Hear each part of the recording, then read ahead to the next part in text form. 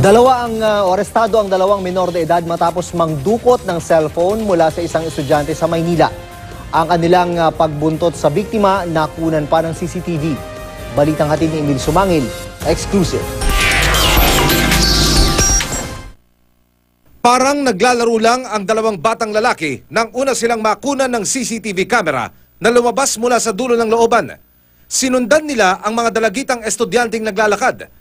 Dinikitan sa likuran ng isa sa mga batang lalaki ang babaeng naka-uniforme at mapapansing tila ba may ginagalaw sa shoulder bag nito. Pero tila nakaramdamang babae kaya't lumayo ang bata. Nang maglakad ang mga estudyanteng babae, muling bumuntot ang dalawang batang lalaki hanggang sa kabilang eskinita.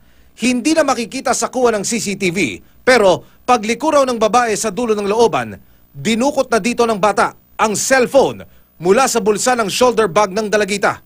Pagkakuha, takbo na palayo ang dalawang bata. Nag-report agad sa barangay ang biktima at sa pamamagitan ng CCTV video, natuntun nila ang dalawang batang kumuha ng cellphone, kapwa 11 taong gulang at magkaklase sa grade 3 sa isang public elementary school. Hindi ko lubos maisip na magagawa yun ng anak ko sa ganung murang edad. Pagramdam ko po sa sarili ko, ang laki ng pagkukulang ko sa kanya bilang magulang. Hindi naman ako nagkukulang sa kanya. Gusto ko yun na niya na ulitin. Ayoko nang ganun, yung nakakaya ko eh.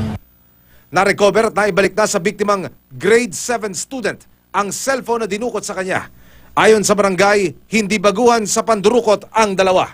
Tinanong ko ang salita pa niya, nagtuturoan pa sila Ang sagot nitong isa, ilang beses na natin ginawa magkasama tayo Paiigtingin pa raw ng barangay ang ordinansa sa mga internet shops para mailayo ang ilan sa mga batang nagugumon sa paglalaro. Pero umapila sila sa mga magulang na makipagtulungan. Hanggang 10 o'clock lang sila.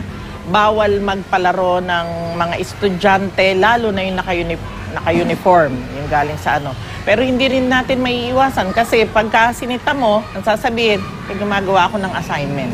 Hindi na nagsampa ng reklamo ang biktimang kinunan ng cellphone. Emil Sumangil, GMA News.